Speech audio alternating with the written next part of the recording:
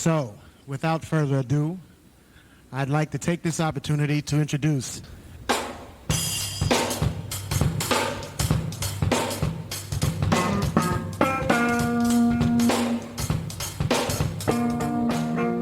This is another in a series of live broadcasts enjoying the creative sounds of music and harmony. Hope you enjoy. Don't touch that dial. Keep it locked. Tuned in and turned on. Welcome to the Talk Dirty to Me podcast with the Maestro. Not just numbers, not just stats. It's about what they mean. And now, your host, the Maestro.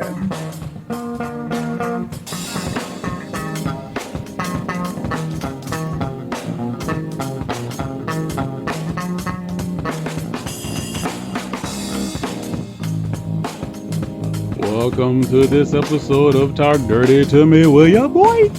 Me, the Maestro. Hopefully everybody's well. As always, thank you for checking us out, and thank you for your feedback, and thank you for pulling my coattail on a couple of things that I need to or should pay attention to. Because when you tell me it's going to be, I think I need to pay attention to that because that's how much I respect you all. Let's chop it right up here. Another player from Japan that caught my attention during a run was Sunwoo. 6'6", 179, 16-year-old. I really like the solidity of his game. I liked his floor presence. That was very obvious to see from the beginning and really nice to see from the beginning because the idea of having a player at that size being able to always find a place to be is a plus. And I say that because at that size, he's effective away from the paint as well as in the paint, if nothing else, as a disruptor. But what impressed me about his game was even in that limited 3-on-3 situation, how good a passer he was. And I'm seeing that across the table more and more. It's a pleasure to see them actually have those passing chops that you look for in a player. How can you find your teammate? How can you find everyone else? How can you put yourself in a position so you can get the ball to them that you can make a certain thing happen? And he definitely has that.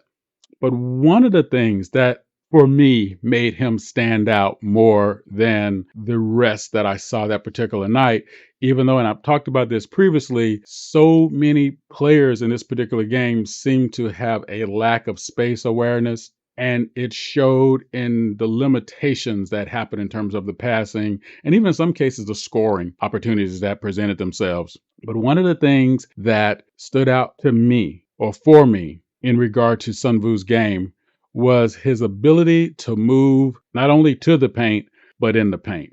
A lot of really strong rebounds, a lot of really strong plays where he went to the rim to either get the ball, retrieve the ball, or put the ball on the rim with intention. And that is what you love to see. You love to see a cat come in, want to make sure that they're where the action is, right? I'm going to find that spot on the floor where I need to be so I can disrupt, activate, reset, or recharge a play.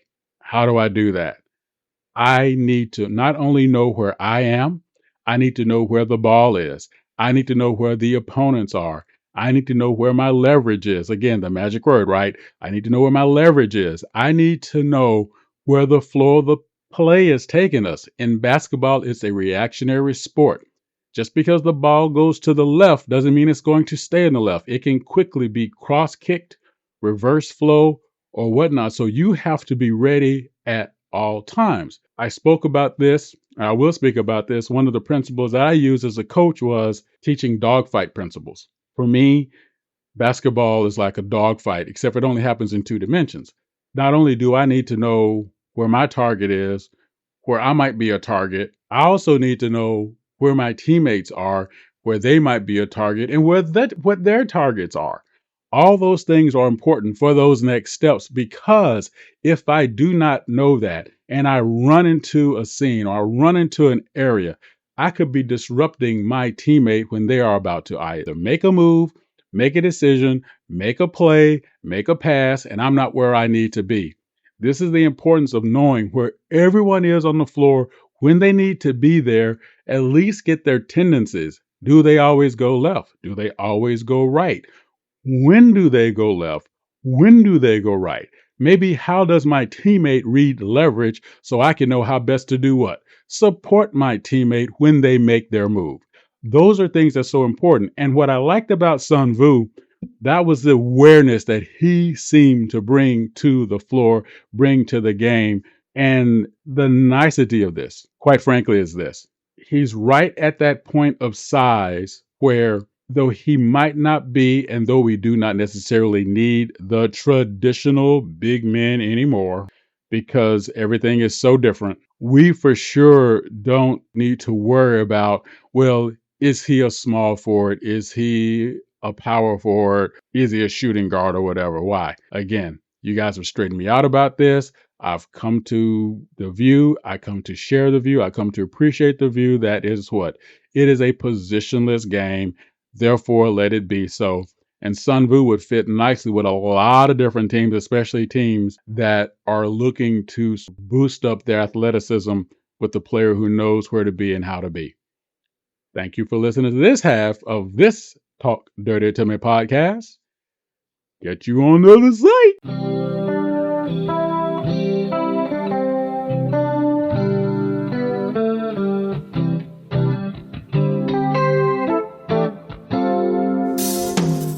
Thank you for listening to the Talk Dirty to Me podcast with the Maestro. Want to get involved? Bring it. Drop in discord.gg/SimWorld NBA. If you have the brain, Join as a coach. If you have the game, Join as a player. See the game, be the game. But now, back to Talk Dirty to Me with The Maestro. Once again, for the soul, children, string section, y'all.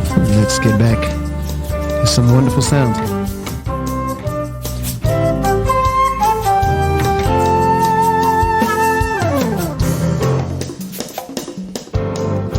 And welcome back to this episode of Talk Dirty to Me with your boy.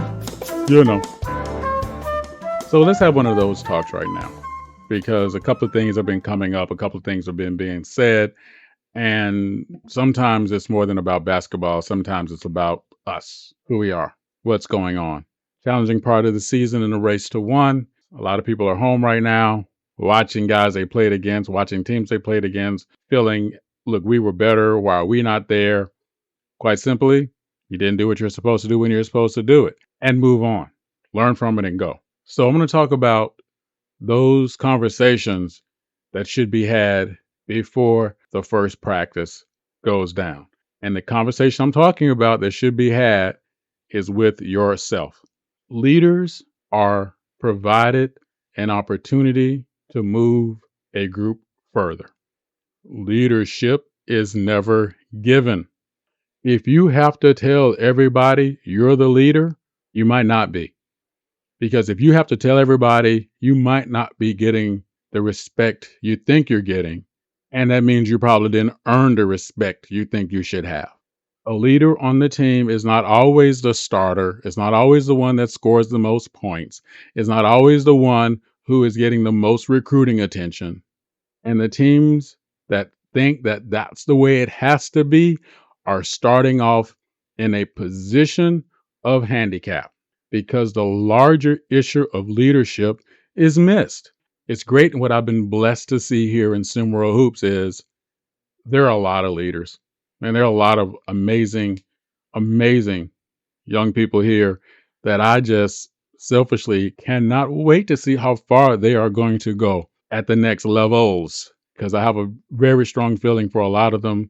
It's not just going to be one level, but it's going to be two in some form or fashion. And I really hope so. I really hope so, because it's great to see that happen. And a lot of them, a lot of you, are the reason that I've even come back to basketball. And I don't mind telling you that. I don't mind sharing that with you. I saw the character of basketball take a hit. I saw people that I had a very, very, very difficult time respecting, because they were always telling everybody the respect that they were supposed to get, the respect they should have gotten. And that's just not how it works. It doesn't work that way in the real world. It doesn't work that way in the play world. It doesn't work that way in any world. If you have to tell somebody or something, like my grandma used to say, who spoke very little English, by the way, maybe you're not. So let's talk about 3 principles here for leadership that I hope can help some people kind of reevaluate where they are and what they do.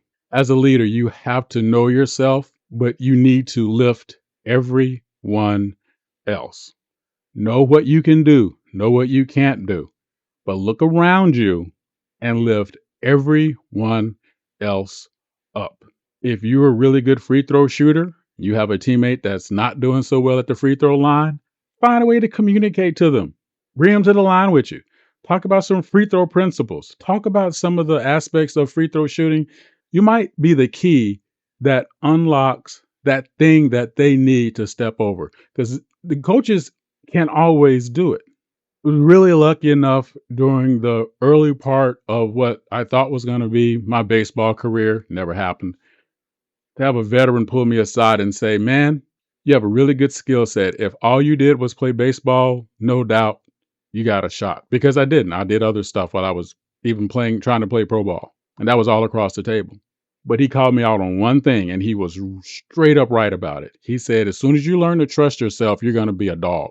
And he was so right, because no matter what sport I played, I always diverted to everyone else to give them the opportunity I want to put my teammates in a position to win. And it wasn't because I didn't believe that I could do it. That was just the way I approached the game. But I would find myself, when it came upon me, I would look to divert to a teammate as opposed to take it upon myself. When I would take it upon myself, whether I was successful or not didn't even matter. To me, it was about my teammates who helped me get there. But he saw that the gap in what I was doing, there was a trust gap in myself. Once he helped me see that, man, my game took off in every sport and everything that I did, by the way. Again, sometimes that knowledge comes from somebody sitting on a bench with you, not on a chair in front of the bench that you're on. Number 2, trust and respect. Trust your teammates and respect your teammates. Your teammate has a bad night, maybe even misses a shot that causes you a game. Maybe does something in a game that turns the ball over and gives the other team an opportunity to win. That's going to happen. It's going to happen to everybody at some point. Respect their effort, but trust that they were putting in the effort. Go to them, arm around the shoulder. Yo, we got this. Let's move forward. If it's not with sincerity, don't say it just because, but go there. Trust and respect your teammate to do the job. I told you about the state championships, 2 back-to-back against the same team in the Superdome, no less. Same exact play coming down with seconds left. Every time I passed it to Fred, every single time, even though I had a guy that we knew was going to the league to the other side of me, I passed it to Fred because Fred had a better shot. First year he missed it. Second year he made it. And oh, by the way, if you put me in that situation 5,000 times in a row, I'm always going to pass it to Fred because Fred had a better shot. I trusted him enough to make it. And I respected his game enough to show him the trust that I had in my teammate. And that is the only way you can prove that you're worthy of being a leader, by giving your teammates that. And lastly, yes, there's an unlimited number of these, but these are just my 3 for you all today. Always be present. Close loss, big loss, stand there. Take the questions from the media. Don't point fingers at anyone else. Talk about what happened in honesty, but do not forget number 1 and lifting everyone else. I'm not saying that you have to take the blame for the loss, but speak about it in honesty without casting blame. And in case you missed the memo, the team you laced it up against, they're playing to win too, yo. So that means they played hard too. That means they gave up some game too. That means they put in what they needed to put in to make sure they came away with a win. Do not disregard that. Games are won. Games are not always lost, but games are always won. I'll take you to a football team that I could not stand back in the day, but they had a quarterback, Phil Simms, when the Giants were going not so good after their 2 Super Bowl runs on the Bill Parcells. They were getting flushed down a cruise ship toilet like nobody's business. Phil Simms would stand in front of his locker in his jockstrap and socks, and he would take every question about what the defense didn't do. Now, he's the quarterback. What this didn't do, what this person didn't do. And he would never say them. He would always say we. And when it was really bad, he would say what he needed to do. He took it every single day. He was always present. And if you're going to be a leader, you need to be always present for your people. Know yourself and lift everyone else. Trust and respect your teammates and always be present. And if you do that, practice in, practice out, time in, time out. Believe me when I tell you, you will be looked upon as a leader, and then you'll be looked upon as someone that the team can depend on to be that glue. And sometimes that is more important for a winning franchise than somebody who can put in 40 points a night and you still lose. Hopefully you found this helpful. Hopefully you're having a good time. Again, thank you for all you're asking. Thank you for all that you talked about. Let's talk about some more. Let me know what else you want to talk about, because you know that's what I want to do. I'll let your boy. That's me, right? Do your thing. Can't wait to hear what some of you have to say, and can't wait to rap to you about something else. And I do have one question. At what point are we going to just be honest with ourselves and realize that all these heroes in these movies, from Mission Impossible to Bourne, all these heroes, they can't drive? I mean, I didn't realize we were starting right now.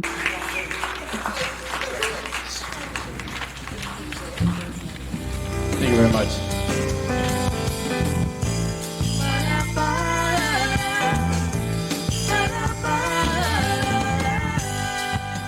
Thank you again for checking out the Talk Dirty to Me podcast with the Maestro. Drop a tag below and give us a piece of your mind. So, see you next time and talk dirty to me.